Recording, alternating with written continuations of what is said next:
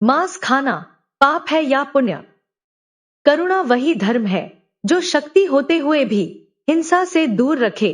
जिस दिन मनुष्य हर जीव में अपना ही स्वरूप देख लेता है, उसी दिन उसका सच्चा उत्थान होता है।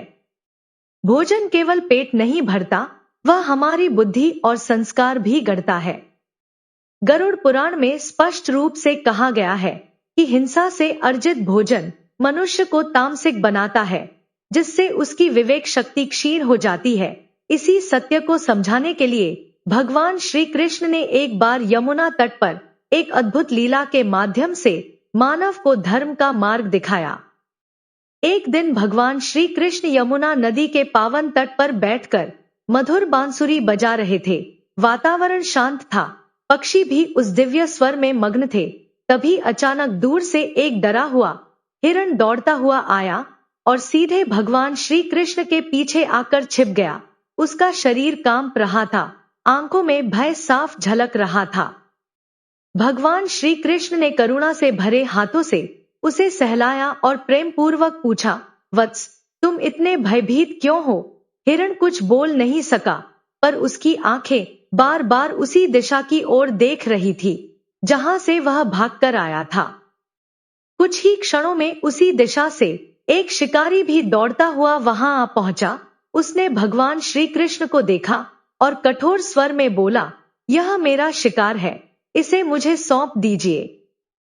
भगवान श्री कृष्ण शांत मुस्कान के साथ बोले, हर प्राणी के जीवन पर सबसे पहला अधिकार स्वयं उसी प्राणी का होता है। फिर तुम्हें यह कैसे प्रतीत होता है कि इस हिरण पर केवल तुम्हारा अधिकार है? भगवान के ये वचन सुनकर शिकारी क्रोध से भर गया।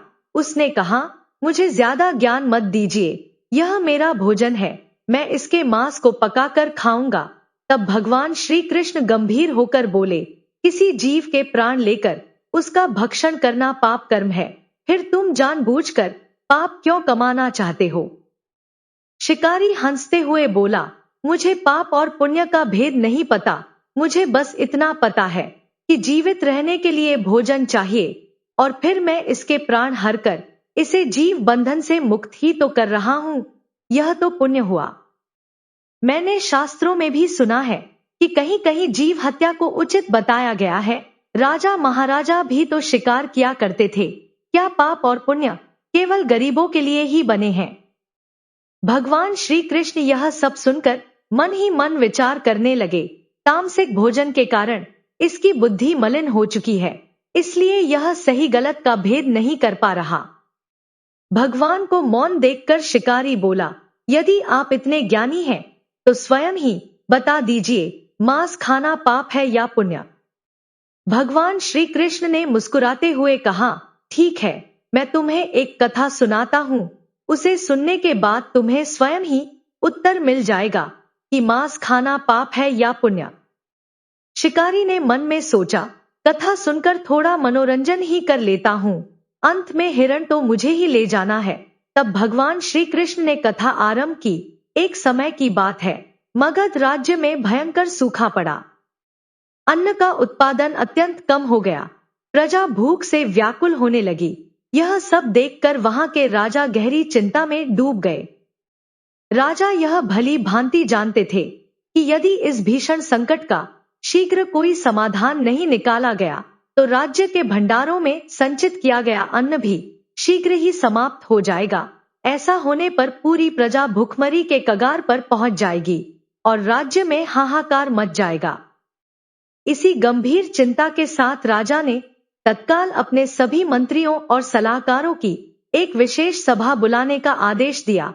सभा में जब सभी मंत्री उपस्थित हो गए, तब राजा ने गहन स्वर में कहा, आप सभी विद्वान और अनुभवी हैं, मेरी आप सबसे यही प्रार्थना है कि बताइए, ऐसी कौन सी वस्तु है जो सबसे सस्ती हो और जिससे इस संकट में प्रजा का भरण पोषण किया जा सके। राजा के यह वचन सुनकर सभा में गहन मौन छा गया। सभी मंत्री सोच में पड़ गए। उन्हें भली भांति ज्ञात था कि अन्न, सब्जियां और फल उगाने में तो बहुत समय लग जाएगा और तब तक प्रजा को भोजन कैसे मिलेगा, यह सबसे बड़ी समस्या थी। तभी सभा में बैठे एक मंत्री जिन्हें शिकार का अत्यधिक शौक था, अचानक खड़े हुए और बोले, हे राजन, मेरे मत में इस समय सबसे सस्ता और आसानी से उपलब्ध भोजन मांस है। जंगलों में पशु सहज ही मिल जाते हैं। यदि हम इसी का उपयोग करें तो प्रजा भूखी भी नहीं रहेगी और राज्य का धन भी अधिक व्यय नहीं होगा। उस मंत्री की बात सुनते ही सभा में हलचल मच गई। एक एक कर अधिकांश मंत्रियों ने उसके मत का समर्थन करना शुरू कर दिया। उन्हें यह सुझाव व्यावहारिक और त्वरित समाधान प्रतीत हो रहा था। किंतु इस पूरे समय महामंत्री शांत बैठे रहे।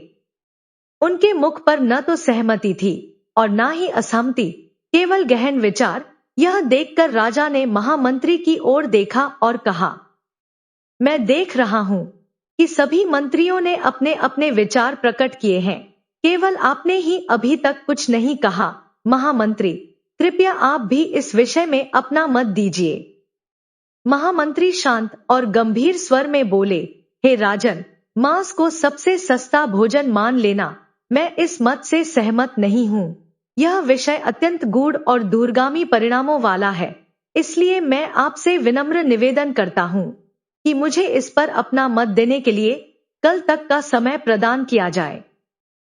महामंत्री के शब्दों में दृढ़ता और विवेक झलक रहा था। राजा ने उनके अनुभव और बुद्धि पर विश्वास करते हुए कहा, ठीक है महामंत्री, कल पुनः सभा बुलाई जाएगी, तब आप अपना मत प्रस्तुत करेंगे। राजा के आदेशानुसार सभा स्थगित कर दी गई। उसी रात जब संध्या ढल चुकी थी और नगर शांत हो गया था, महामंत्री सीधे उस मंत्री के घर पहुंचे जिसने सभा में मांस को सबसे सस्ता भोजन बताया था। महामंत्री को अपने द्वार पर देखकर वह मंत्री तुरंत खड़ा हो गया, उन्हें प्रणाम किया और आदरपूर्वक बोला, हे महामंत्री, यदि आपको मुझसे कोई कार्य था तो आप मुझे संदेश भेज देते, मैं स्वयं आपके पास उपस्थित हो जाता। आपका इस प्रकार आना मेरे लिए सौभाग्य की बात है। महामंत्री गंभीर स्वर में बोले, आज संध्या के समय महाराज अचानक अत्यंत अस्वस्थ हो गए हैं। इतना कहते ही महामंत्री रुक गए और मंत्री उनके मुख की ओर चिंतित दृष्टि से देखने लगा। महामंत्री ने गंभीर स्वर में उस मंत्री से कहा, राजवैद्य के अनुसार महाराज के प्राण बचाने के लिए किसी शक्तिशाली मनुष्य का 2 तोला मांस आवश्यक है। तुम महाराज के अत्यंत निकट हो, इसलिए यह दायित्व तुम्ही पर आता है। इतना कहते हुए महामंत्री ने आगे जोड़ा, यदि तुम सहमत हो तो मैं अभी चाकू से तुम्हारे हृदय के समीप से केवल 2 तोला मांस निकाल लूं, इससे महाराज के प्राण बच सकते हैं। यह सुनते ही उस मंत्री के हाथ पैर फूल गए, उसका चेहरा भय से पीला पड़ गया, कंठ सूख गया और शरीर कांपने लगा। वह कुछ बोल ही नहीं पा रहा था। तभी महामंत्री ने शांत स्वर में कहा, तुम केवल हाँ कह दो, इसके बदले मैं तुम्हें 1 लाख मुद्राएं, एक बड़ी जागीर और यहां तक कि महामंत्री का पद भी दिलवा दूंगा। मंत्री गहरे विचार में पड़ गया। उसके मन में एक ही बात गूंज रही थी, यदि मैं ही जीवित न रहूं तो यह धन, पद और वैभव किस काम का। कुछ ही क्षणों में वह निर्णय पर पहुंचा। वह दौड़ता हुआ अपने घर गया, 1 लाख मुद्राएं लाया और लौटकर महामंत्री के चरणों में गिर पड़ा। कांपती हुई आवाज में बोला, हे महामंत्री, कृपा कीजिए, आप मेरी इन 1 लाख मुद्राओं में अपनी 1 लाख मुद्राएं और जोड़ लीजिए और किसी अन्य व्यक्ति से 2 तोला मांस का प्रबंध कर लीजिए। मुझे क्षमा करें और मेरी यह बात कि मैंने महाराज के लिए 2 तोला मांस देने से मना किया, कृपया किसी को नहीं बताइएगा। यह कहकर वह मंत्री अत्यंत घबराया हुआ अपने घर की ओर लौट गया। इसके बाद महामंत्री एक एक करके अन्य सभी मंत्रियों के घर भी गए। हर मंत्री के सामने वही प्रस्ताव रखा गया, किंतु कोई भी मंत्री 2 तोला मांस देने के लिए तैयार नहीं हुआ। हर कोई अपने प्राणों की रक्षा के लिए, किसी ने लाखों मुद्राएं, किसी ने अपनी जागीर तो किसी ने सोना चांदी महामंत्री को सौंप दी। इस प्रकार महामंत्री ने एक ही रात में अपार धन एकत्रित कर लिया और वह समस्त धन लेकर राजमहल पहुंचे। उधर सभी मंत्री मन ही मन चिंतित थे, ना जाने महाराज की तबीयत अब कैसी होगी। कुछ समय पश्चात राजसभा लगी। अचानक महाराज पूर्णतः स्वस्थ होकर सभा में प्रवेश कर अपने सिंहासन पर विराजमान हो गए। महाराज को पूर्ण स्वस्थ देखकर सभी मंत्री अचंभित रह गए। वे एक दूसरे की ओर देखने लगे और फिर महामंत्री की ओर देखकर सोचने लगे, अर्थात महामंत्री ने हमसे झूठ कहा था। सभा में एकत्रित अत्यधिक धन देखकर महाराज ने प्रश्न किया, हे महामंत्री, यह इतना सारा धन कहां से आया? महामंत्री ने हाथ जोड़कर उत्तर दिया, हे महाराज, मैं तो केवल 2 तोला मांस लेने निकला था, किंतु प्रत्येक मंत्री ने अपने प्राणों की रक्षा के लिए यह सब मुद्राएं मुझे दे दी। फिर उन्होंने शांत स्वर में कहा, अब आप ही निर्णय कीजिए महाराज, मांस सस्ता है या अत्यंत महंगा? यह सुनते ही महाराज को संपूर्ण सत्य समझ में आ गया। उन्होंने गंभीर स्वर में सभा को संबोधित किया और कहा, प्राण प्रत्येक जीव को प्रिय होते हैं, चाहे वह मनुष्य हो या पशु। किसी के प्राण लेकर जीवन चलाना धर्म नहीं हो सकता। महाराज ने प्रजा से निवेदन किया कि वे अपने परिश्रम से अन्न, फल और अन्य खाद्य पदार्थों का उत्पादन करें। महामंत्री द्वारा एकत्रित किया गया समस्त धन कृषि, सिंचाई और भंडारण के कार्यों में लगाया गया। कुछ ही समय में सभी के सामूहिक प्रयास से खाद्य पदार्थों का उत्पादन पुनः बढ़ने लगा और मगध राज्य पर आया संकट सदा के लिए टल गया। भगवान श्री कृष्ण के मुख से यह ज्ञान प्राप्त कर शिकारी का हृदय परिवर्तित हो गया। वह समझ गया कि प्राण सबको समान रूप से प्रिय होते हैं, चाहे वे मनुष्य के हों या पशु के। वह हाथ जोड़कर भगवान श्री कृष्ण के चरणों में बैठ गया और प्रण किया, आज के बाद मैं किसी भी जीव को कभी भी कष्ट नहीं पहुंचाऊंगा। गरुड़ पुराण, स्कंद पुराण और अथर्ववेद तीनों में तामसिक भोजन की निंदा की गई है।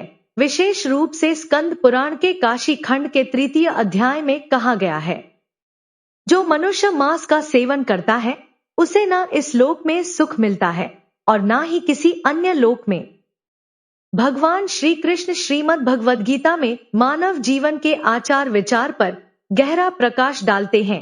वे स्पष्ट रूप से बताते हैं कि मनुष्य जैसा भोजन करता है वैसी ही उसकी बुद्धि और प्रवृत्ति बन जाती है। भगवान श्री कृष्ण कहते हैं कि जो मनुष्य मांस और मदिरा जैसे तामसिक पदार्थों का सेवन करता है उसकी बुद्धि धीरे धीरे क्षीण होने लगती है। ऐसा व्यक्ति अपनी इंद्रियों पर नियंत्रण खो देता है, उसका विवेक नष्ट होने लगता है और वह जाने अनजाने अनेक प्रकार के अधर्म, अपराध और पाप कर्मों में लिप्त हो जाता है। तामसिक भोजन मनुष्य को क्रोधी, हिंसक और असंतुलित बना देता है, जिससे उसका आध्यात्मिक पतन आरंभ हो जाता है। विष्णु पुराण का गंभीर संदेश। विष्णु पुराण में एक अत्यंत गूढ़ और चेतावनी देने वाला प्रसंग आता है, जब पृथ्वी देवी भगवान विष्णु से प्रश्न करती है, हे प्रभु, जो मनुष्य मांस का सेवन करता है उसका धर्म और भक्ति में क्या स्थान है? तब भगवान विष्णु अत्यंत स्पष्ट शब्दों में कहते हैं, जो मनुष्य मांस का सेवन करता है ना तो मैं उसकी पूजा स्वीकार करता हूँ, ना ही उसे अपना भक्त मानता हूँ। मेरी दृष्टि में उससे बड़ा पापी कोई नहीं है, क्योंकि वह अपनी तृप्ति के लिए किसी अन्य प्राणी के प्राणों का हरण करता है। यह वचन यह स्पष्ट कर देता है कि हिंसा और भक्ति एक साथ नहीं चल सकती। अथर्ववेद और सात्विक भोजन का महत्व। अथर्ववेद में मनुष्य के लिए सात्विक भोजन को सर्वोत्तम बताया गया है। वेदों के अनुसार सात्विक भोजन वह है जो मन को शांति प्रदान करे, जो बुद्धि को निर्मल बनाए, जो करुणा, दया और संयम को बढ़ाए। फल, अन्न, दूध, घी, साग सब्जियां और प्राकृतिक आहार मनुष्य को मानसिक, शारीरिक और आध्यात्मिक रूप से उन्नत करते हैं। हमारे वेदों और पुराणों में एक स्वर में यह कहा गया है कि किसी भी प्राणी की हत्या करना निषिद्ध है। किसी जीव के मांस का सेवन करना महापाप की श्रेणी में आता है। जो भोजन करुणा से रहित है वह धर्म का मार्ग नहीं हो सकता। मनुष्य जीवन केवल जीने के लिए नहीं बल्कि उन्नति, करुणा और आत्मिक शुद्धि के लिए दिया गया है। जो व्यक्ति दूसरों के प्राणों की पीड़ा समझने लगता है वही सच्चे अर्थों में धार्मिक कहलाता है। करुणा से भरा भोजन ही मनुष्य को ईश्वर के समीप ले जाता है। दोस्तों, यदि आपको यह कथा अच्छी लगी हो तो कृपया लाइक करें, शेयर करें और ऐसे ही धर्म, नीति और शास्त्रों से जुड़े कथा सुनने के लिए हमारे चैनल को सब्सक्राइब जरूर करें। धन्यवाद। जय श्री कृष्णा।